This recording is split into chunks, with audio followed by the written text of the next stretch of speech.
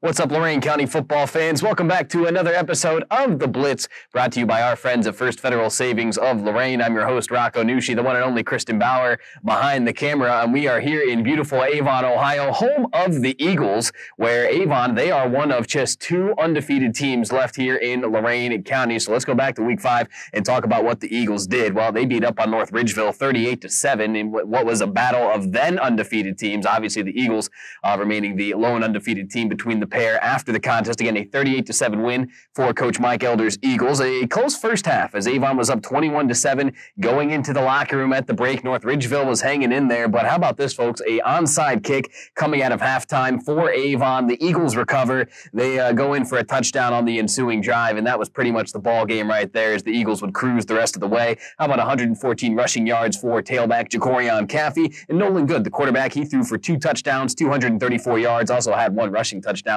Obviously, the Eagles defense very sharp, only allowing the 7 points and 111 total yards of offense for the Rangers. So Avon, a dominating performance here in the SWC. Up next for Avon, it'll be right here at home against Olmsted Falls, in what should be a fun contest this Friday night. The other undefeated team in Lorain County, those Columbia Raiders. They knock off Keystone 22-7 last week. Bit of a slow start for the Raiders, and that's something that's kind of hindered them throughout the year. Jason Ward and I have talked about that a couple of times during our weekly interviews, but the Raiders find a way to get things done. Marco Sirigliano, 2 touchdowns, over 100 yards rushing. Again, it's just kind of become the norm for that young man. And how about 209 passing yards for quarterback Ethan Meyer? So Columbia gets the job done against Keystone. Up next for the Raiders, they'll be at home against Oberlin. So Columbia looking to stay unbeaten on the season. How about Lorain? They use a 13-0 fourth quarter against Willoughby South to knock them off 20-7, the final score there. Titans are 4-1. So a big shout out to Coach Damian Creel's team, off to a fantastic start this season.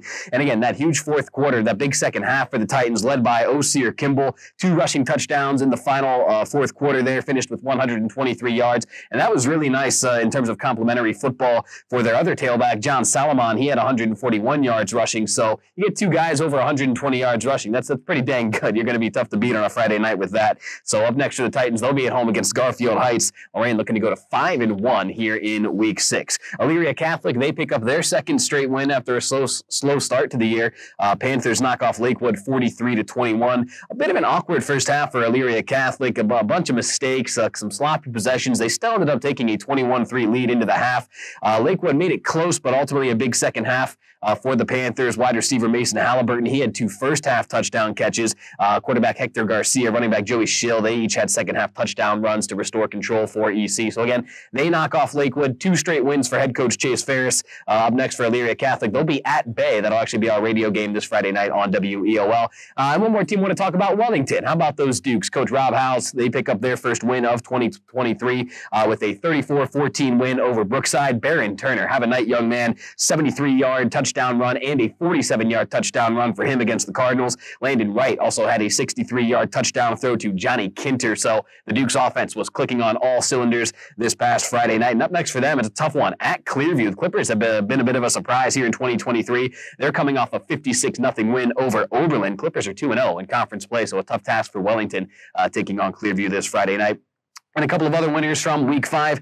Firelands 38-14 over Black River. A 90-yard kickoff return touchdown for Kevin Williams III highlighted that victory for the Falcons. And Avon Lake, they throttled Midview 48-7. So they were the big winners from Week 5. What is there to look forward to here in Week 6? Well, I'll tell you, again, on the radio and Stream 1 on WEOL this Friday night, it'll be Elyria Catholic at Bay. So certainly looking forward to that one. We'll see if the Panthers can make it 3 straight victories after, again, a bit of a slow start here in 2023. On Stream 2, it's a Lorain County League battle between Keystone and Black River. And on Medina County matchup on Stream 3, it'll be Holy Name at Buckeye. 2 other games I want to tell you about as well. Olmsted Falls at Avon, again, right here at the home of the Eagles. We always look forward to that matchup in the SWC each and every year. And like we talked about already, Wellington at Clearview. Dukes coming off their first win of the season. We'll see if they can find a way to knock off a scorching hot Clearview team who has really impressed so far here in the new season. So that'll do it for this week's episode of The Blitz. Again, it's been brought to you by our friends at First Federal Savings of Lorain. For Kristen Bauer behind the camera, I'm Rocco Nushi saying thanks for watching. We'll see you guys next week.